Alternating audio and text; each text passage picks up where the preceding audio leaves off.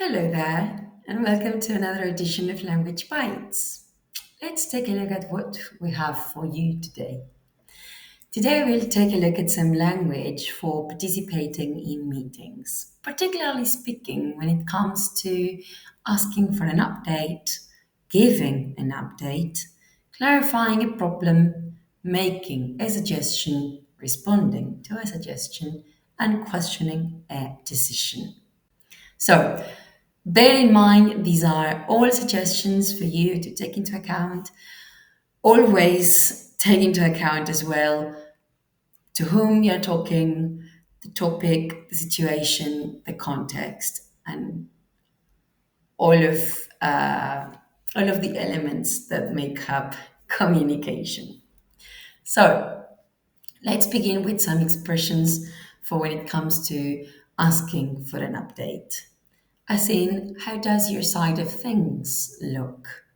How's the coming along? How far are you with? How are things with? What's the current status of? Mind the use of things here to talk about everything in general. It's a rather informal, I would say, structure. When it comes to giving an update, let's say that you were asked any of these previous ones, you may say, up to now, for example, the launch date has been set, why not? He booked a venue 2 weeks ago. These are just examples. I've already, or on the contrary, if you haven't, I haven't done, or I don't know, I haven't written, I haven't sent yet. We're on track. If you are, I don't know, updated or up to date with the schedule, and things aren't running as smoothly as I hoped. If perhaps, well, you've come across some throwbacks. I'd like to draw your attention now. Oh, sorry. We've hit a problem with. Oh, that's another one for perhaps you are not on track or some minor inconveniences appeared on the way. I want to draw your attention to the use of the perfect, of the present perfect tense, especially compared with that of the past simple, as in the second example. But in many of these, we're using the present perfect to give updates, right? To talk about what are the things that we have accomplished so far up to now. We've got a video on this one if you'd like to check it out. Just saying. Now, let's say that you need to clarify or you're asking for clarification. So, what do you mean exactly? So what you're saying is this one is particularly good. All of them are, don't get me wrong, but this one, so what you're saying is, and then you report what you understood. And by means of that, you can check. So the real problem lies with here once again. When it comes to making a suggestion, you can say, how about, and the verb in the ing.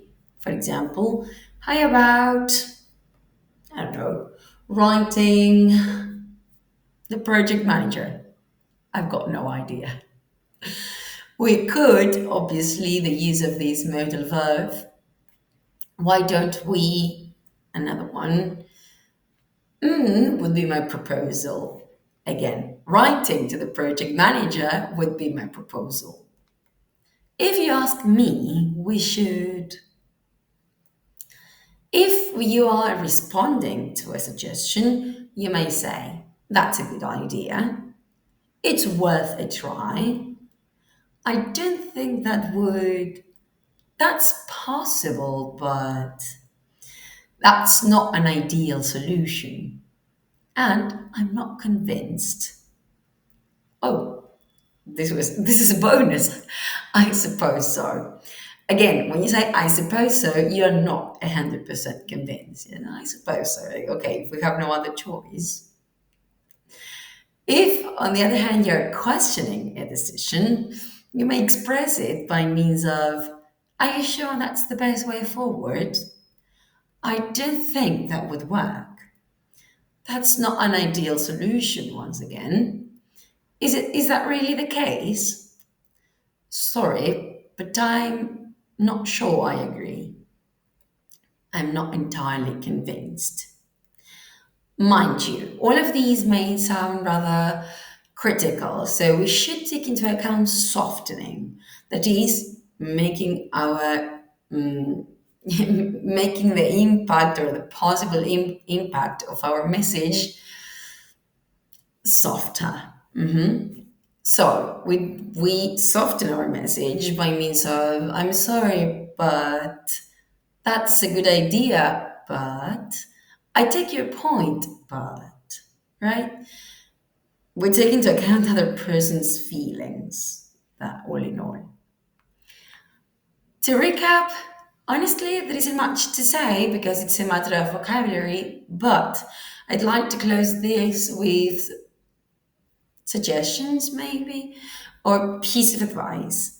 Our language should be clear and concise in these matters, and our ultimate goal would be to be polite and constructive. Again, we're all doing the best we can, so bearing in mind and taking into account the feelings of others should not be overlooked. So, as you know, practice makes perfect. So make sure to follow the link on the description box to access two activities on today's topic. And since you're here, I invite you to stay a little longer and watch another one of our videos. All right, thanks for watching. Bye.